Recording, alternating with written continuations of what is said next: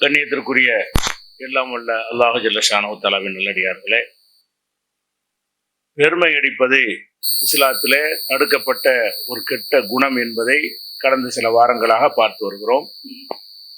அதுல சென்ற வாரம் பொருளாதாரத்தை வைத்து பெருமை அடிக்கலாமா என்பதை பார்த்தோம். அதுபோல மனிதன் பெருமை அடிப்பதில் இன்னொரு விஷயம் என்னவென்று சொன்னால், அவனுடைய கல்வி தகுதியை வைத்து பெருமை அடிக்கக்கூடிய ஒரு தன்மை எல்லோரிடமும் இருக்கிறது. தாங்கள் அறிந்தவர்கள் என்று ஒவ்வொரு கட்டத்திலையும் காட்டிக் கொள்வதற்காக அதை பெருமையாக தங்கள் பெருமிதமாக நினைத்துக் கொள்ளக்கூடிய காட்சியெல்லாம் பார்க்கிறோம்.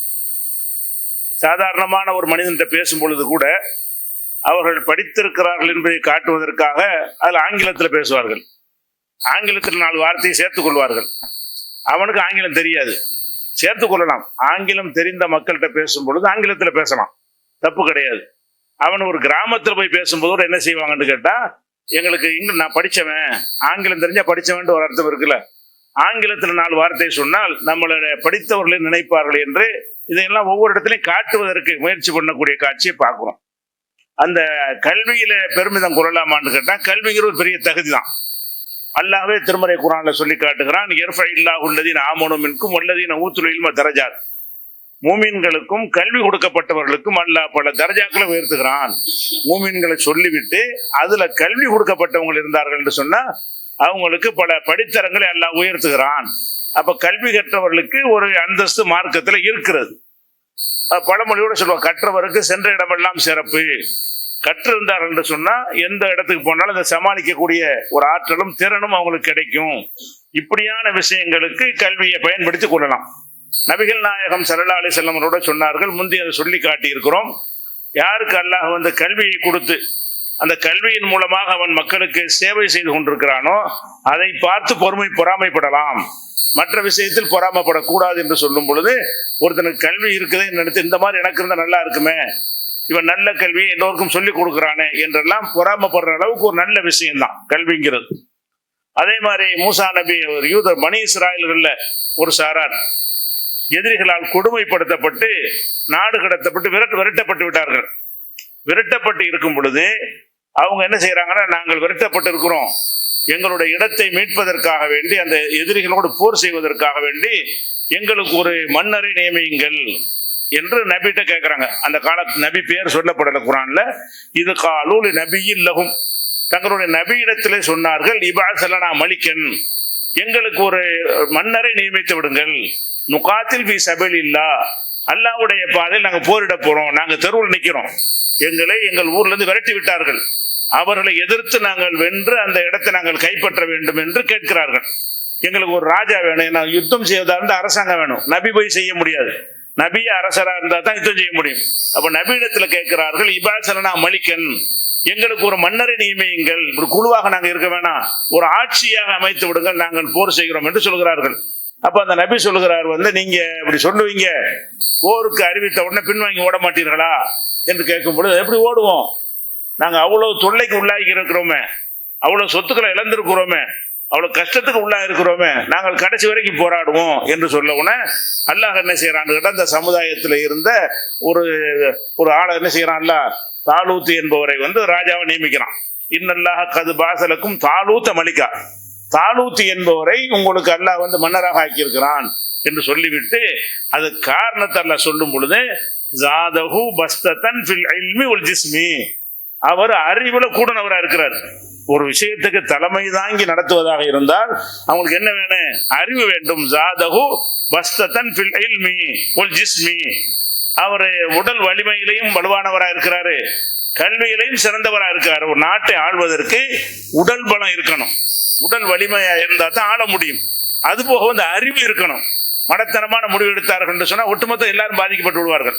அப்ப இவரை நியமிச்ச உடனே எல்லாம் மறுக்கிறாங்க, அது எப்படி முடியும், இவருக்கு யாருன்னே தெரியாது, இவரை போய் ராஜாவை நியமிக்கிறீங்கன்னு கேட்டா, அந்த பாரம்பரியமா இருக்கிற மக்களை விட இவர்கிட்ட சிறப்பு தகுதி என்ன, கல்வியும் உடல் வலிமையும்.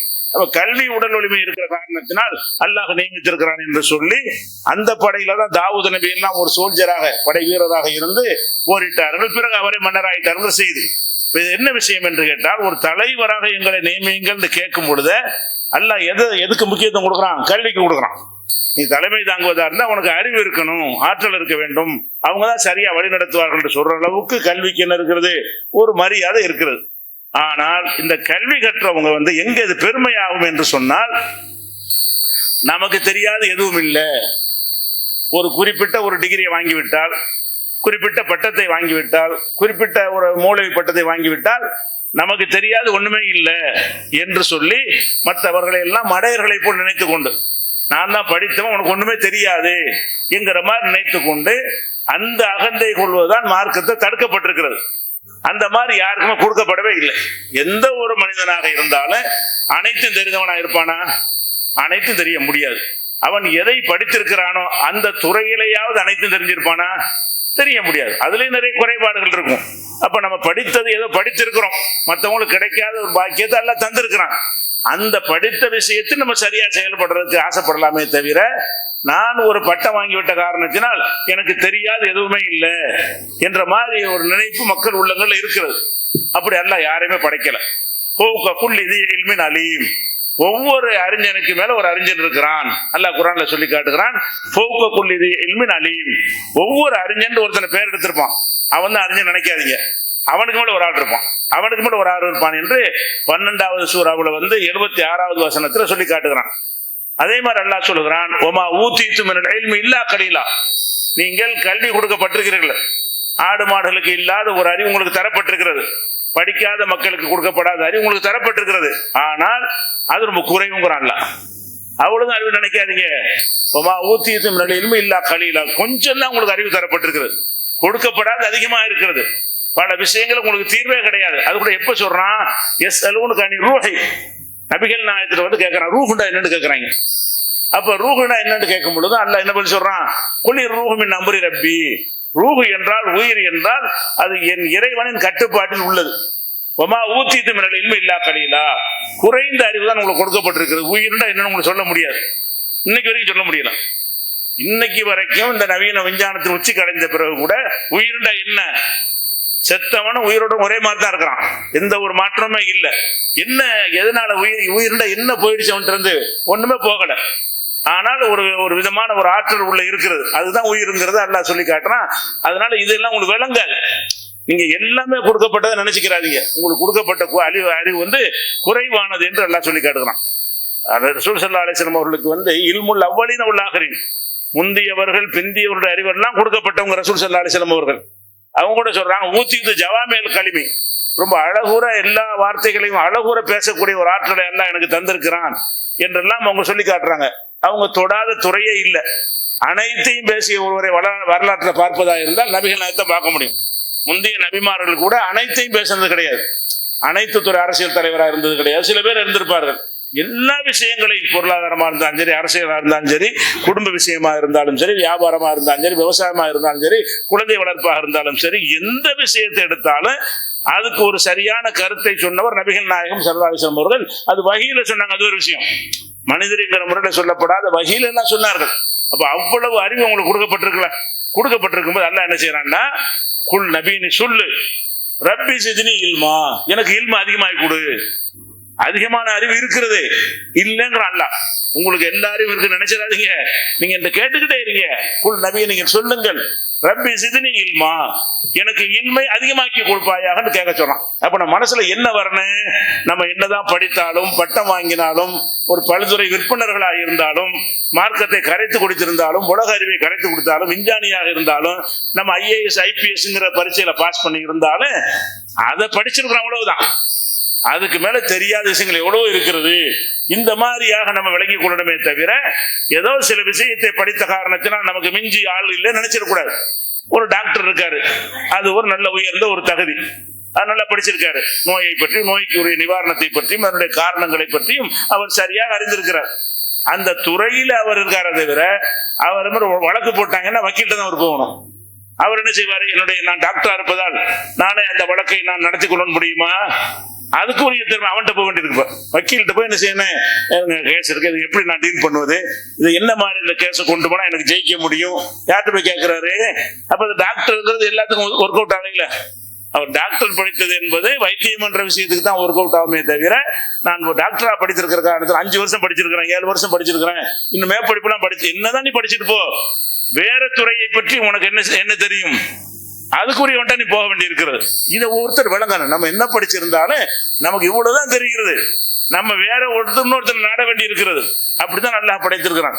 ஒரு வழக்கறிஞர் சட்டத்தெல்லாம் கரைத்து கொடுத்தவர் சொன்னா அவர் வைத்த வழியில இங்கதான் வரணும். அவர் வைத்த வழி தானே செய்யணும். நான் வழக்கறிஞர் இருக்கிற காரணத்தினால் வைத்த வழிக்கு நானே சிகிச்சை பண்ணிக்கிற முடியுமா? அதுக்குரிய இவற்றை உதவி தேட வேண்டியிருக்கும். அப்போ ஒவ்வொருத்தரும் இன்னொருத்தரை சார்ந்துதான் அல்லாஹ் அமைச்சிருக்கானே தவிர எல்லாத்திலையும் விற்பனர்களாக ஒருத்தரையுமே படைக்கிற. எல்லா துறையும் ஒருத்தர் படிச்சிருந்தா கூட அந்தந்த துறையில குறைபாடு இருக்கும். வேற ஒருத்தர் சுட்டி காட்டக்கூடிய விஷயம்லாம் இருக்கிறது. ஒரு கதையாக சொல்வார்கள். அந்த கதையா இருந்தாலும் அதுல ஒரு படிப்பினை இருக்குன்னு நம்ம சொல்லி காட்டலாம். என்ன கதை? ஒரு அறிஞர் இருந்தாராம். அவரு பூனையை வளர்த்திருக்காரு, பெரிய விஞ்ஞானி. பூனையை வளர்த்திருக்காரு, பூனை குட்டியும் வளர்த்திருக்கிறாரு. அப்ப டிஸ்டர்ப் பண்ணிட்டு ஆளாளுக்கு வரக்கூடாது, டோரை லாக் பண்ணிட்டு உள்ள உட்காந்து ஆய்வு பண்ணிட்டு இருப்பாரு. அந்த நேரத்துல இந்த பூனைகள் சுதந்திரமா போயிட்டு வரணும், மனுஷன் வரக்கூடாது. பூனைகள் வரப்போ இருக்கணுங்கிறதுக்காக என்ன செய்யறாருன்னு கேட்டா, பூனைக்கு ஓட்டை ஒண்ணு போடுறாரு. பூனை ஒண்ணு குட்டி ஒண்ணு வச்சிருக்காரு. அப்ப பூனை வருவதற்கு ஒரு ஓட்டையை போடுறாரு. அப்புறம் இன்னொரு ஓட்டை போட போறாரு குட்டி வருவதற்குன்னு சொல்லி. அப்ப அவர்கிட்ட வேலை பார்க்கிற அந்த ஊழியன் சொல்லுகிறான், படிக்காத ஒருத்தன் சொல்றான், ஏங்க அந்த பெரிய ஓட்டையில சின்ன பூனை போயிருமே, குட்டிக்கு ஒரு போட்டை, இதுக்கு பெருசுக்கு ஒரு கடை. அவன் கேட்கறான். சரியான கேள்வி தானே இது. இவர் என்ன நினைக்கிறாரு? பெரிய பூனைக்கு பெரிய ஓட்டை, சின்ன பூனைக்கு சின்ன ஓட்டைங்கிறாரு. அது பெரிய ஓட்டையை போட்டா அதுல சின்னது போயிட்டு போகுது, அதுக்கே 2 ஓட்டை போடுறீங்கிறான். அவ பெரிய அறிவாளிக்கு முன்னாடி அடிபட்டு வச்சிருப்ப. என்னதான் அறிவு உண்டாலும் நீங்கள் கவனிக்காத ஒரு விஷயம் உங்கள்கிட்ட இருக்கும். உங்கள்கிட்ட சாதாரண ஒருத்த பாமரம் மடக்கி விட்டுருவான். ஒரு பாமரத்தனமான ஒருத்த கேள்வி கேட்பான், நீங்க தடுமாறுவீங்க, உங்கள்கிட்ட ஆன்சர் இருக்காது. நம்ம தப்பான முடிவுலாம் எடுத்துருவோம். அது எவ்வளவு பெரிய அறிஞராக இருந்தாலும் இந்த மாதிரியான மைனஸ் இல்லாமல் கிடையவே கிடையாது. இதை நம்ம விளங்கிக் கொள்ள வேண்டும். இது அல்லாஹ்வுக்கு அறவே பிடிக்காது. நபிகள் நாயகம் ஸல்லல்லாஹு அலைஹி வஸல்லம் சொல்றாங்க, மூசா நபி அவர்கள் அந்த சமுதாயத்துல பயான் பண்ணிட்டு இருக்கிறாங்க, மக்களுக்கு உரையாற்றி கொண்டிருக்கிறார்கள். மூசா நபி யாரு? அன்னைக்கு இருந்த மக்கள் அவர் தான் அல்லாஹ்வுடைய வஹியை பெற்ற காரணத்தினால அவர் தான் ஒரு பேரறிஞர். எல்லாத்தையும் அல்லாஹ் கற்றுக்கொண்டு, நபின்னு சொன்னா விவரம் இல்லாத நபி ஆக்கவே மாட்டான்ல. ஒரு ராஜாவாக்குறதுக்கு இல்மு வேணுங்கிறான, ஒரு நபி ஆக்குறது என்ன செய்யணும்? அறகுறை இருக்க மாட்டாங்க. நல்ல விவரமாகவும் நல்ல சார்பா சிந்திக்கக்கூடியவங்களாக தான் இருப்பாங்க. அந்த மாதிரி மூசா நபி அவர்களை அவங்க பிரச்சாரம் பண்ணிட்டு இருக்கும்போது ஒருத்தர் கேட்கிறார். என்ன கேட்கிறாருன்னா, ஹல் தாலம் அகதன் ஆலம் என்க, மூசா அவர்களை உங்களை விட அறிவாளி யாராவது இருப்பதா நீங்க நினைக்கிறீர்களான்னு கேட்கிறாரு. நீங்க ஒரு அறிவாளியா இருக்கிறீங்க, உங்களுக்கு மிஞ்சின அறிவாளி யாராவது இருக்கிறார்களா அப்படின்னு கேட்கும்போது இல்லைன்ட்டார் அவர். நான் தான் அறிவாளின்னு அர்த்தம். அவர் கேட்கிற என்ன கேட்கிறாரு, விஷயங்கள் பேசுறீங்களே, ரொம்ப அறிவோட பேசுறீங்களா, எங்களுக்கு அறிவுரை சொல்றீங்களே, உங்களுக்கு மிஞ்சி ஏதாவது அறிவாளி உண்டா கேட்டோம். நான் காணலா. அவர் இல்லைன்ட்டார். அப்படின்னா என்ன அர்த்தம்? இந்த உலகத்துல வாழுகிற மக்கள்லே நான் தான் அறிவுல ஃபர்ஸ்ட் அப்படின்னு நினைக்கிறாரு. அவர் அறிந்த வகையில சரிதான், அவர் அறிந்த வகையில பாக்குறாரு. நம்ம இறை தூதரா இருக்கிறோம், மற்றவங்க எல்லாம் இறை தூதர் கிடையாது, சாதாரண மக்கள், நமக்கு உள்ள அறிவு இறை தூதர் அல்லாதவர்களுக்கு இருக்காது. இப்படி நினைத்து கொண்டுதான் அவர் இல்லைன்ட்டார். பெருமையான சொல்லல, யதார்த்தம் நினைச்சு சொல்றாரு அவர். ஆனா அல்லாஹ்வுக்கு பிடிக்கல. மூசா நபி பெருமையா இருக்கு, பெருமைக்கு யாரும் சொல்லுவாங்க, நபிமார்கிட்ட அதெல்லாம் இருக்காது. ஆனா யதார்த்தத்தை சொன்னா கூட இதைன்னு சொல்லக்கூடாதுன்னு கண்டிக்கிறான். அல்லாஹ் என்ன செய்யறான்? கிடையாது, மூசாவுக்கு வகையறிவித்து இல்ல பல அப்துனா ஹலீர்னு ஒருத்தர் இருக்காரு, கிளிர்கிட்டு இருக்கிறோம்ல, அது ஹலீர் அந்த வார்த்தை சரியான சொல்லு, ஹலீர் தான் சொல்லணும். ஆனா நடைமுறை என்ன செய்யறாங்க? கிளிர்கள் இருக்கிறாங்க. அந்த ஹலீர் என்று ஒருத்தர் இருக்கிறாரு, உன்னை விட சில விஷயம் கூடுதல் ஞானத்தை கொடுத்துருக்கிறேன், அவர்கிட்ட போய் கத்துக்கிறவான்னு சொல்லானே, கத்துக்கிறது அனுப்பி விட்டுறான். எல்லாம் தெரிஞ்சவருக்கு சில விஷயங்களை போய் நீ தெரிஞ்சிட்டு வா, உனக்கு தெரியாதுன்னு இருக்கிறது, உனக்கு தெரியாது அவருக்கு தெரியும், அப்படி சில விஷயங்கள் இருக்குன்னு சொல்லி அவற்றை அனுப்பி அவரோட மூணு விஷயங்களை செய்வாரு. சந்தர்ப்பங்கள்ல தப்பா சொல்லுவாரு, கடைசியில என்ன செய்ய வெட்டி விட்டுருவாரு. அப்ப 3 விஷயங்களை அவருக்கு தெரிந்திருக்கிறார். பெரிய சம்பவம் அது. அவருக்கு 3 விஷயங்கள் தெரிந்திருக்கிறது, இவருக்கு தெரியல. அப்ப ரொம்ப அறிஞர் யாரு? உன்னை கூட அவர் தானே அறிஞரா இருக்காரு. ஏன் நான் தான் பெரிய அறிஞர் எதுக்கு சொன்னேன்? அப்படி அல்லாஹ் ஒரு இந்த மாதிரி சொன்ன ஒரு காரணத்திற்காக வேண்டி அவருக்கு ஒரு பாடத்தை கற்பிக்கிறான். நான் தான் தெரிஞ்சது, எனக்கு மிஞ்சி யாரும் இல்லை. இந்த மாதிரியான ஒரு சிந்தனை மனிதனுக்கு வரவே கூடாது. ஃபர்ஸ்ட் விளங்கிக் கொள்ள வேண்டும், எவ்வளவு பெரிய நம்ம அறிவாளியாக இருந்தாலும் நம்ம அனைத்தையும் தெரிந்திருக்கவில்லை, துறையை கூட முழுசாக தெரிந்து கொள்ளவில்லை. அப்படிதான் அல்லாஹ் நம்மளுக்கு படைத்திருக்கிறான். அதுபோல் என்னதான் தெரிந்தாலும் நம்மளை அல்லாஹ் எப்படி படைச்சிருக்கான்னு கேட்டா, மறதி உள்ளவர்களா படைத்திருக்கிறான். தெரிஞ்சுட்டு மறந்துடுவோம், எல்லாம் தெரியும் நினைச்சுக்கிட்டு இருப்போம். நம்ம அப்படிதான் யாவும் இருக்கு போய் யோசிச்சுட்டே இருப்போம். படிச்சாதான் இருக்கும். பல தடவை நம்ம பலருக்கு சொன்ன விஷயமா இருக்கும். ஆனா திடீர்னு நினைவுக்கு ஒரு மாட்டா வராது. நம்முடைய மறதிங்கிற ஒரு பலவீனத்துக்கு உள்ளவனா இருக்கும் போது நீ என்ன அறிவு இருந்தாலும் ஒரு சபையில் அது மறதியா போச்சுன்னு வைங்க, ஒண்ணும் இல்லாம போயிருவேன். உன் அறிவு அங்க நிலைநாட்ட முடியாது. அப்படியான ஒரு நிலையில் நம்ம எதிர்லாம். இன்னும் சொல்ல போனா அறிவுன்னா அதுக்கு குறையவே குறையாது. காசு பணம் கூட குறையாம கூட இருந்துடலாம். ஒருத்தனுக்கு பணக்காரனா இருக்கான்னு வைங்களேன், சாவும் போது கூட அதே கோடீஸ்வரனாக கூட செத்து போயிடலாம். அறிவை பொறுத்த வரைக்கும் அதே மாதிரி இருக்கவே இருக்காது. எப்படி 25 வயசுல இருக்கிறானோ 30 வயசுல இருக்கிறானோ அப்படி ஷார்ப்பாக 75 வயசுல சிந்திக்க முடியுமா? 80 வயசுல சிந்திக்க முடியுமா? எல்லா உறுப்புகளும் தளர்ந்து போற மாதிரி மூளையும் தளர்ந்து போயிடும். சிந்திக்கிற திறனும் குறைந்து போய்விடும். ஞாபக சக்தி குறைந்து போய்விடும். அல்சீமர் நோயெல்லாம் வருதுங்கிறாங்கல்ல, வயசான ஆட்கள் ஆயிட்டாங்கன்னா ஒரு 70 வயசை தாண்டி விட்டார்கள் என்று சொன்னா 60ல சிலருக்கு வந்துடும். 60 கடந்து விட்டார் அவங்களுக்கு அல்சீமருங்கிற மறதி நோய் வந்துவிடும். மறதி நோய்னா என்னது? ஒரு நிமிஷத்துல மறந்துடுவாங்க. சாப்பிட்டுட்டு சாப்பிடலாமாங்க, இன்னும் சாப்பிட வைக்கலையேமாங்க, அப்பதான் சாப்பிட்டு இருப்பாங்க. ஏன் சாப்பாடு வைக்காம இருக்கிற அப்படின்னு சொல்லுவாங்க. இப்பதானே சாப்பிட்டீங்க? சாப்பிட்டணும். சரி, அவன் ஏன் வரல, என்ன பார்க்க வராம இருக்கான்? 1 மாசமா காலில் வந்துட்டு போயிருப்பான். ஒரு ஆளை சொல்லி கேட்பாங்க, 1 மாசமா என்னை பார்க்க வரலைங்க. அப்படியா? காலில் வந்தாங்களோ? இப்படி ஒரு நோய். அதாவது கிட்டத்துல நடந்தது மட்டும் தெரியுமே தவிர மத்தெல்லாம் மறந்து போயிடும் எல்லாமே. இப்படியான நோய் பெரிய பெரிய அறிவாளி விஞ்ஞானிகளுக்கு எல்லாம் ஏற்பட்டிருக்கிறது. ஹதீஸ் கலையிலேயே இதை ஒரு விதியா வச்சிருக்கிறாங்க. என்னது? அதாவது பெரிய பெரிய ஹதீஸ்கள் அறிவிப்பாளர்கள் இருப்பாங்க. நாணயம், நம்பிக்கை, ஒழுக்கம், பண்பாடு, நினைவாற்றல் எல்லாத்துலயும் நல்ல அறிவிப்பாளர் இருப்பாங்க. அந்த அறிவிப்பாளர் கடைசி காலத்துல இந்த நோய்க்கு ஆளாயிருவாரு. எந்த நோய்க்கு? அல்சீமர், அந்த மறதி நோய்க்கு வந்துருவாரு. மறதி நோய்க்கு வந்த உடனே இப்ராஹிம் இஸ்மாயில் அறிவிப்பாளர் மாத்தி சொல்லுவாரு. முந்தி கரெக்டா சொல்லிட்டு இருப்பாரு, அறிவிப்பாளர் பேரை சொல்றத மாத்தி விட்டுருவாரு. ஹதீஸுடைய செய்தியை சொல்லும் போது மாத்தி விட்டுருவாரு. இப்படியான ஒரு குழப்பம். சொல்லிட்டு நான் சொல்லலையே பாரு, நேத்து ஒரு ஹதீஸ் சொன்னீங்களே, நேத்து நான் எங்க சொன்னேன் இப்படின்றாரு. அப்ப இப்படியான ஆட்கள் வழியா ஒரு ஹதீஸ் வந்தால் அதை ஏத்துக்கலாமா இல்லையாங்கிறதுக்கு ஒரு விதியை எழுதி வச்சிருக்காங்க. என்ன விதி எழுதி இருக்கிறாங்க? இந்த மாதிரியான ஆட்களா இருந்தால் அந்த மறதி நோய் இருக்குல்ல, அந்த நோய் வருவதற்கு முன்னாடி அவர் அறிவித்திருந்தால் ஏற்றுக்கொள்ள வேண்டும். அந்த மறதி வருவதற்கு பின்னால் அறிவித்திருந்தார், வந்ததற்கு பிறகு சொன்னால் அந்த ஹதீஸை தள்ளிவிட வேண்டும். இந்த ஹதீஸை எப்ப சொன்னார் என்பதற்கு விவரம் கிடைக்கல என்று சொன்னா அதை பெண்டிங்ல வச்சிடணும். அதாவது 3 பிரிக்கிறாங்க. ஒருத்தர் நான் இருக்கேன்னு வைங்களேன், எனக்கு ஒரு 60 வயசுல மறதி நோய் வந்துருச்சு. 60க்கு பின்னாடி என்கிட்ட பல பேர் கேட்டிருக்கிறாங்க, 60க்கு முன்னாடி என்னிட்ட பல பேர் கேட்டிருக்கிறாங்க. அப்ப நான் சொன்ன செய்தியை 60 வயசுக்கு முந்தி கேட்டவங்க சொன்னாங்கன்னா நான் கரெக்டா சொல்லியிருப்பேன். நினைவாற்றல் கரெக்டா இருக்கு, ஹதீஸை கரெக்டா சொல்லியிருப்பேன். அதை எடுத்துக்கொள்வார்கள். 60 வயசுக்கு பிந்தி நான் ஒரு மன குழப்பத்துக்கு ஆளாகி ஒன்னோட நான் பேசக்கூடிய ஆயிட்டேன்னு வைங்க, 60க்கு பிந்தி என்கிட்ட யாரெல்லாம் கேட்டிருக்கிறாங்களோ அந்த தகவல் கிடைச்சா இவர் ஆள் நல்லவர் தான், அவர்கிட்ட கேட்டு அறிவிச்சிருக்கிறாரு. ஆனா 60க்கு பிறகு 70க்கு பிறகு அவர் கொஞ்சம் மூளை குழப்பம் ஏற்பட்டு விட்டது அப்படின்னு தெரிய வந்தால் அதை ஒரு பலவீனமான இடத்துல தள்ளி விட்டுருவாங்க. நம்பகமான நேர்மையான இருந்தா கூட அவர் லிஸ்ட் என்ன பலவீனமான ஒரு ஆள்ருவாங்க. ஒருத்தர் அறிவிக்கிறாரு, எனக்கு இஸ்மாயில் சொன்னாரு பாரு. இஸ்மாயில் எப்ப சொன்னாரு? அது கரெக்டா தெரியல, அது மூளை குழம்புக்கு முன்னாடியா பின்னாடியே தெரியல பெண்ணிங்களை வச்சு விட்டுறாரு. அதிசயம் எடுத்துக்க கூடாது. அப்ப எதுக்கு சொல்றோம்னு கேட்டா, பெரிய பெரிய மார்க் விற்பனர்களா இருந்தவர்களுக்கு எல்லாம் கடைசி காலத்துல இப்படி ஏற்பட்டவர்கள் பெரிய லிஸ்டே இருக்கிறது.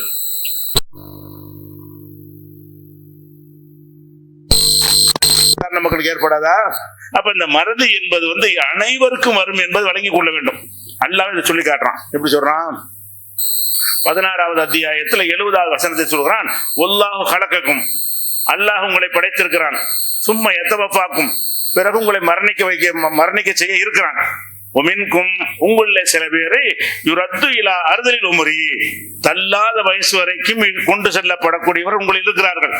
இப்படி இருப்போம்னு இருக்கிறீங்க, ஒரு நடுத்தர வயசுல போகக்கூடிய இருக்கிறீங்க. சில பேரு தள்ளாத வயசுனா என்னது? நம்ம வேலையை நம்மளே செய்ய முடியாது, நம்ம மலஜலம் கழித்து நம்ம சுத்தம் பண்ண முடியாது, நம்ம படுக்கையை நம்ம விரித்து கொள்ள முடியாது, நம்ம ட்ரெஸ்ஸை நம்ம போட்டுக்கொள்ள முடியாது. இந்த மாதிரி தள்ளாத வயசு வரைக்கும் கொண்டு போகக்கூடியவர்களும் உங்களில் இருக்கிறார்கள். ஏன் அப்படி நான் ஆக்கி இருக்கிறேன் என்று கேட்டால், அறிந்ததற்கு பிறகு ஒண்ணுமே அறியாமல் ஆகணும் என்பதற்காகத்தான். எல்லாம் மண்டையில கூட சரக்கு வச்சிருக்கான்னு சொல்லுவாங்க, கடைசியில பார்த்தா சட்டை எங்க வச்சுன்னு தெரியாது, அவன் சட்டை அவனுக்கு போட தெரியாது. அப்ப எல்லாம் அடிபட்டு போயிருக்குது. இப்படி ஒரு நாள் நமக்கு இருக்குன்னு நினைச்சு முடிச்சா திமிரு வருமா? என்னை மிஞ்சின அறிவாளி இல்லைன்னு நினைச்சு பார்க்க வேண்டும். இது இப்படி நீடிக்குமா? அடுத்த வருஷம் எனக்கு நீடிக்குமா? அந்த நோய் அல்ல எனக்கு மறதி நோயை அடுத்த வருஷம் கொடுத்து விட்டால் நான் படிக்காத ஒருத்தர் அந்தஸ்து கூடியாந்துடுறேன். என்னுடைய பட்டம் பதவி டிகிரி ஒண்ணுக்குமே பேப்பர் தான் ஃப்ரேம் போட்டு வச்சுக்கலாமே தவிர அதனால எனக்கு அது பயன் தருமா? அப்ப படித்தவர்களா இருந்தாலும் அறிவாளிகளா இருந்தாலும் ஒன்றை நினைக்க வேண்டும், இதெல்லாம் ஒரு செகண்ட்ல மாறக்கூடியது, எப்ப வேணாலும் மாறி போயிடும். இந்த தள்ளாத வயசு என்பது சில பேர் 90 வயசுல கூட தள்ளாத வயசு ஆவாங்க, சில பேர் 60ல ஆடி போயிடுவாங்க. 60 வயசு ஆகும்போது உண்மை செய்ய முடியாது. அவருடைய உணவு பழக்கம், உடற்பயிற்சி போன்ற விஷயங்களால் என்ன செய்யும், அது தீர்மானிக்கப்படும். அப்ப எப்ப நமக்கு அந்த தள்ளாத வயசுல எல்லாம் தள்ளுகிறானோ அப்ப உடல் உறுப்புகள் மட்டும் சோர்ந்து போகாது, இல்மும் போய்விடும், கல்வியும் போய்விடும், சிந்திக்கிற திறனும் போய்விடும். அப்படின்னு 16வது அத்தியாயத்துல 70வது வசனத்தில் எல்லாம் சொல்லி காட்டுகிறான். அதே மாதிரி 22வது அத்தியாயத்தில் 5வது வசனத்தை சொல்லும் பொழுது ஒமின்கும் மையு தவஃபா, உங்கள மரணிக்கக்கூடியவர்கள் இருக்கிறீர்கள், ஒமின்கும் மையுரத்தில் ஆறுதலில் உமரி, தள்ளாத வயசு வரை வாழ்நாள் கொடுக்கப்பட்டவர்களும் இருக்கிறீர்கள். எதற்கு இதை செய்கிறேன் என்று கேட்டால் லி கைலா யாலம் மின்பாதி இல்மின் செய்யா, இல்முக்கு பிறகு இல்மு இல்லாம ஆகணும், அறிந்ததற்கு பிறகு ஒன்னு அறியாதவன ஆகணும். அப்படி எதுக்குன்னா அதுல கொடுக்குறான், அறிவு நிரந்தரம் இல்லை என்று காட்டுவதற்காகத்தான். அறிவாளியா இருக்கும் போதே இவனை மூத்தாக்குறது இல்ல, அறிவாளின்னு பேர் எடுத்தவனை அறிவு இல்லாதவங்கிற அளவுக்கு ஆக்கி அவன்கிட்ட கேட்காது ஒண்ணு சரியா சொல்ல மாட்டாங்கிற அளவுக்கு ஆகிப்போம். எதா இருந்தாலும் அவன்கிட்ட கேளுங்கன்னு சொன்னாலும் என்ன செய்வாங்க, அந்த நாட்டுக்கு உளர ஆரம்பிச்சிருவாங்க, அவர்கிட்ட போகாதீங்க அவர் இப்ப சரியில்லை அப்படின்னு சொல்ற அளவுக்கு அந்த அறிவுடைய பேரு மமதை எல்லாமே சமாதி கட்டப்பட்ட காட்சியை நம்ம பார்க்கிறோம். இது எல்லாம் சொல்லி காட்டுகிறான். அதே மாதிரி 30வது அத்தியாயத்துல 54வது வசனம் சொல்லி காட்டுகிறான், அல்லாஹுல்லதி கலக்கக்கும் மின் லாஃபின், பலவீனமான நிலையில் உங்களை எல்லாம் படைத்தான், சும்மஜால மின்பாதி லாஃபின் குவத்தன், பிறகு பலவீனத்துக்கு பிறகு வலிமையை தந்தான். குழந்தையா இருக்கும்போது பலவீனம், நம்ம நடக்கக்கூடியது, நம்ம பேச முடியாது, பிடிக்க முடியாது, தவழ்ந்து கொஞ்சம் கொஞ்சமா பிறகு நமக்கு பலம் வந்துருது. ஒரு 18 வயசு பருவ வயசு அடையும் பொழுது ஒரு பலம் உள்ளவனாக நம்ம ஆகி விடுகிறோம். அதுக்கப்புறம் சும்மா மின்பாதி லாஃபா ஒசைவா, பிறகு அந்த பலத்துக்கு பிறகு முதுமையையும் பலவீனத்தை உங்களுக்கு தருகிறான், இப்படின்னு நல்லா ஆக்கி வைக்கிறான். அப்ப நம்மளுடைய இந்த உறுப்புடைய தன்மைகள், எல்லா உறுப்புடைய தன்மைகளும் அதனுடைய வலுவை இழந்து கொண்டே வரும், சிந்திக்கும் திறன் உள்பட, மூளை உள்பட. அப்படி வரக்கூடிய நேரத்தில் என்ன ஆகும்னு கேட்டா இந்த அறிவுங்கிறது பூஜ்ஜியத்துக்கு போயிடும். அப்ப அறிவுங்க ஒண்ணும் இல்லை, பாத்தீங்களா, இந்த காசு பணமாச்சு அவன் பேர்ல இருந்து அவன் பேர்ல சொத்து இருந்துகிட்டு இருக்கும், போகாம கூட இருக்கும். அவனுக்கு அனுபவிக்க தெரியாட்டாலும் அவன் செத்த பிறகு அடுத்த ஆள் எடுக்க முடியும். அந்த மாதிரியான விஷயத்துல காசு பணமாவது நீடிக்கும், கல்வி நீடிக்காது. கல்விங்கிறது மூளை சரியான திறன்ல இருக்கிற வரைக்கும் தான் அந்த கல்வி. அப்ப நம்ம விளங்கி கொள்ள வேண்டிய விஷயம் என்னன்னு கேட்டா, கல்வி நமக்கு கொடுக்கப்பட்டால் நமக்கு எல்லாம் தெரியுங்கிறத மறந்துடணும். சிலது தெரியும், நாம சிலரை சில விஷயங்களுக்கு சார்ந்து நிற்க வேண்டி வரும், சில விஷயங்களை வேற சிலர்கிட்ட போய் கற்றுக்கொள்ள வேண்டி வரும். இப்படி ஒரு மனிதன் நினைத்தானே ஆனால் நம்ம கல்வி கற்ற காரணத்தினால் மமதை வராது. அப்படி வந்துச்சுன்னு சொன்னா அவன் தன்னை அந்த இப்லீஸுக்கு அந்த தன்மை இருந்துச்சு. இப்லீஸுக்கு மேல அறிவாளி யாரு? இப்லீஸ் என்பவன் பெரிய அறிவாளி. அவன் அறிவாளியா இருந்து பெரிய சிந்தனையாளனா தான் இருந்தான். அல்லாஹ்வுடைய கட்டளை மீறி நான் என்னை நீ நெருப்பால் படைத்தாய், அவர் மண்ணால் படைத்தாய், ஹலக்தனி மின்னாரி, என்னை நெருப்பில் படைத்தாய், ஆதமை மண்ணால் படைத்தாய், நான் அவருக்கு பணிவதா அப்படின்னு சொல்லி அவன் கேட்டான் அல்லாஹ் இடத்திலேயே. அப்ப அந்த அறிவை வச்சு அந்த வாதம் பண்றான், நெருப்பால படைக்கப்பட்ட நெசம், இவர் மண்ணால படைக்கப்பட்ட நெசம், அதனால நான் வசந்தவன் நினைக்கிறேன், அதுதான் தூக்கி எறிஞ்சிட்டேன். நீங்க இங்க பெருமை அடிக்கிற தகாது, இறங்க கீழே போ, தூக்கி எறியப்பட்டு எறிஞ்ச காரணமே என்ன? அவனுக்கு இருந்த அறிவின் காரணமாக மமதை கொண்டான். அறிவுனால் தூக்கி எறியப்படல, அந்த அறிவு இருக்கிற காரணத்தினால் மமதை வந்தது என்று சொன்னால் இப்லீஸுக்கு ஏற்பட்ட நிலையில் அல்லாஹ் நம்மளை வைத்து விடுவான். நபிமார்கள் அந்த மமதையாக அந்த பெருமையான வார்த்தையை சொன்னால் கூட வேண்டுமென்று ஒரு விஷயத்தை ஏற்பாடு செய்து போய் கத்துக்கிட்டுவான்னு அனுப்பி வைக்கிற அளவுக்கு அல்லாஹ் இதுக்கு பதிலடி கொடுக்கிறான். அப்ப எல்லாம் தெரியுங்கிற எண்ணம் இல்லாமல் பார்த்து கொள்ள வேண்டும். அப்படி எல்லாம் தெரிஞ்சிருந்தா கூட, ஒரு பேச்சுக்கு எல்லாம் தெரிஞ்சிருந்தா கூட இப்படி நீடிக்காது, எல்லாம் தெரியவும் செய்யாது. இப்படி கடைசி நீடிப்பியா? நீடிக்க முடியாது, ஒரு கட்டம் தான், அதுக்கப்புறம் எல்லாம் சுருங்கி போய்விடும், பழகிவிடும். அது போக என்னன்னு கேட்டா இந்த அறிவுங்கிறாங்கல்ல, அறிவுண்டா என்னங்கிறது கூட தெளிவு இல்லாம இருக்கிறாங்க. அறிவுண்டா என்ன? ஆங்கிலம் படிச்ச அறிவு, சட்டம் படிச்ச அறிவு, அதே மாதிரி மருத்துவம் படிச்ச அறிவு, அது மாதிரி இப்படி ஒரு துறையை விஞ்ஞானத்தை படிச்சுட்ட அறிவு, பொருளாதாரம் படிச்ச அறிவு, இதெல்லாம் அறிவு நினைக்கிறார்கள். இது அல்ல அறிவு என்பது. அறிவு என்றால் என்ன இருக்கணும்னு கேட்டா, நீ எதை படிச்சாலும் சரி சரியான பாதையில் நீ போக வேண்டும். நீ எல்லாம் படித்து விட்டு உனக்கு சரியான பாதையில் நீ போகலடா என்ன அறிவு? நீ எல்லாம் படிச்சேங்கிற, படித்தவர்கள் இன்னைக்கு தௌரி வாங்குறான்னு உதாரணம் எடுத்துக்கொள்ளுமே, படிக்காதவன் என்ன செய்யறான்னு கேட்டா 10,000 ரூபாய் கொடுங்க டவுரி கேட்கறான். படிச்சவன் என்ன செய்யறான்? லட்சக்கணக்கில் கேட்கறான். நீ என்னத்தை படிச்சிருக்கிற?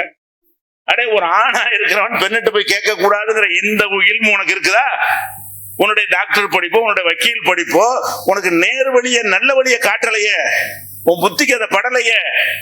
அதே மாதிரி பெரிய பெரிய விஞ்ஞானி படிச்சவங்கிறான். படித்துட்டு என்ன செய்யறான்னு கேட்டா ஒரு அவனே செஞ்சு கொண்ட ஒரு பொம்மைக்கு முன்னாடி போய் நிக்கிறான். நீ தாங்கிறான்.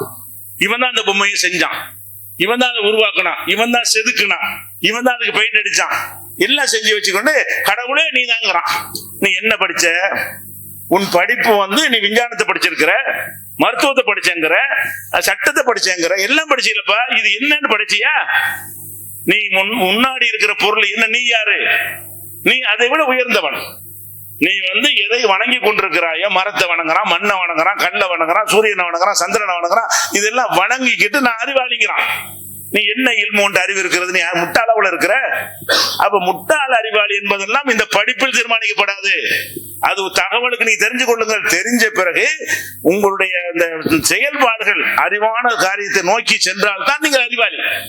இல்லை என்று சொன்னால் நீங்கள் மூடர்கள் கணக்கில் தான் வருவீர்கள் என்பது இஸ்லாத்தின் நிலைப்பாடு. அல்லாஹ் சொல்லி காட்டுகிறான், வலா தல்பிசுல் ஹக்க பில் பாத்திலி வ தக்துமுல் ஹக்க வஅன்தும் தஅலமூன். அறிந்து கொண்ட நிலையிலேயே உண்மையை மறைக்காதீங்க, உண்மையோடு பொய்யை கலக்காதீங்க அப்படிங்கிறான். அதான் அறிவுடைய எல்லை என்ன, அறிவு கொடுக்கிற கண்டிஷன் என்ன? அறிந்து கொண்டே உண்மையை மறைச்சிடக்கூடாது. இன்னைக்கு படித்தவர்கள் என்ன செய்யறாங்க?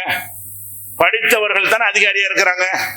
கலெக்டருக்கு படிச்சவர் தானே, இன்ஸ்பெக்டர் படிச்சவர் தானே, டிஎஸ்பி படிச்சவர் தானே, டிஜிபி படிச்சவர் தானே, எல்லா டிபார்ட்மெண்ட்லயும் அவர் படிச்சவர் தானே இருக்கிறாங்க. அவன் ஊழல் பண்றான். படிச்சவனுக்கு அடுத்தவன் சொத்தை திங்க கூடாதுங்கிற ஒரு பாடம் தெரியல. நம்ம வேலைக்கு சம்பளம் வாங்குறவன் இந்த மக்களுடைய காசுல இருந்தா ஊதியம் தர்றாங்க. அவங்கள்ட்ட போய் ஒரு காரியம் செஞ்சு கொடுப்பதற்கு எப்படி பணத்தை கேட்கறதுன்னு நினைச்சு அது படிக்கலான்னு என்ன படிச்சிருக்கிற நீ? உன்னுடைய ஐபிஎஸ்னால ஐஏஎஸ்னால என்ன புண்ணியம்? நீ கொள்ளையடிக்க படிச்சிருக்க, திருட படிச்சிருக்க, கல்வியை படிக்கவில்லை. கல்வி என்று சொன்னால் ஒரு அறத்தின்பால் நீ செல்ல வேண்டும், அறமான காரியங்களை செய்ய வேண்டும். இப்படி மாற்றமான காரியங்களை செய்து கொண்டிருந்தால் அது படிப்பு அல்ல. இன்றைக்கு படிப்பு என்கிற பேர்ல உள்ளவர்கள் தான் அதிகமாக தப்பு செய்யக்கூடிய காட்சியை பார்க்கிறோம். இந்த மாதிரியான ஆணவத்திலிருந்து விடுபட்டு அடக்கமாகவும் பணிவாக இருக்கக்கூடிய நன்மக்களாக அல்லாஹ் நம்மை ஆக்கி அருள்வானாக. அஸ்ஸலாமு அலைக்கும்.